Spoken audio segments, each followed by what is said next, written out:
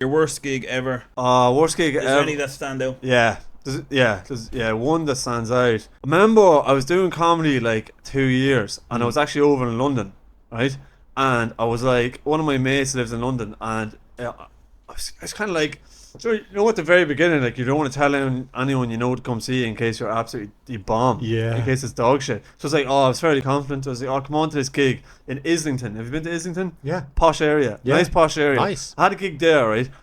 I went and I brought him to the gig, right? And I was on like tour or something. It was like a full enough room. I was like very confident I'd do class. And I had all my material about like, you know, the whole Cav and stuff and that, especially at the beginning. And I was like, don't know how this is going to transfer over to a London audience, talking about like blowing up cows right in Cavan or fucking the lakes and like fucking like foundation mats and stuff like that. So I was like, I wrote some new jokes, right? And I was like, I'll make them generic. And I was so like, I don't know, so reckless to try like a whole set of new material that I had wrote that day. Like now I'd never do. That's so reckless. That's so reckless. Because you think it's good, but then you realise that they could be shit. Do you know what I mean? You know that from doing comedy a lot, is you think this is good and it's shit, and you know your material, it always works. So I wrote some joke, and I had one joke about the Chinese, right?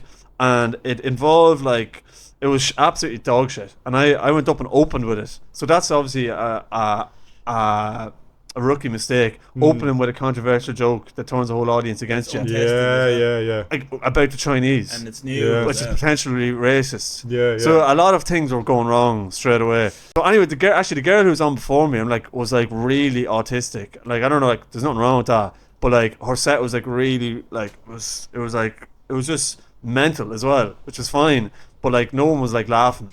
So, which was like an issue. It's right? fine. And I was sitting there You going, get up on the stage and you go, what about that artistic one? yeah, fucking hell, you want laughing? I was like, What is this place? Anyway, the Chinese. Yeah. Make as much noise as you can. Just to what about freak that? her How out. shit was that? What do you Anyway, get when you mix autism with Chinese people? This shit. Anyway, how you doing? I'm Darren. welcome to I'm Darren Gaffney from Cavan. With a little Go leg. on, anyway, yeah. So my friend was down the back, and then I was kind of like embarrassed to bringing him along to see me doing comedy, and this was like what was on before me was like, just it looked like the whole thing was like a meeting of like the weirdest people in the world getting up on stage. Yeah. Until I got on and really showed them, but like while she was bombing, I was like, I'm gonna go up here now and rip it. You know what I mean? Like, I'm gonna be class. So I went up anyway. She was actually in a wheelchair as well. She wheeled away off the stage anyway. So then I got up and I got the mic and I was like, sorry, right? It's the truth. I get up and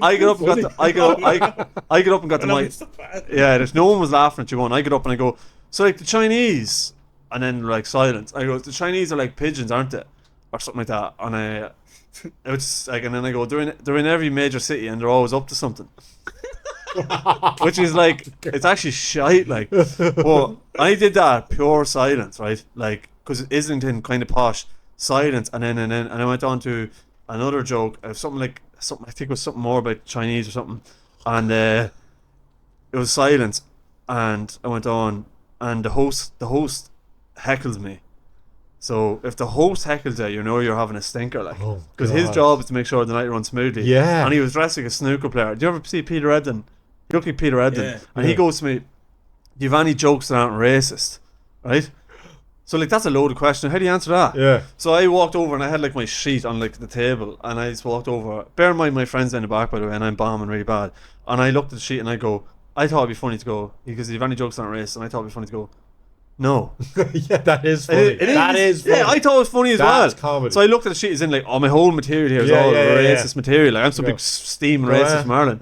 Racist. And then he goes, no. Yeah. So he goes like, do you have any jokes that aren't? And I go, no. And then no one was laughing either. And I was like, okay. I was like sweating, man. I could feel the sweat coming down. Like, this was a bomb where they did not like you as well. Yeah. Do you know about bombing where it's not funny? It's like they fucking hate you. And like I didn't know how to get out of it because I was too new to comedy. I was like just forward. I went into a bomb oblivion. Oh yeah. Do you know what I mean? Like, you enter this stratosphere of the audience fucking hate me and no one's laughing. And so it was like.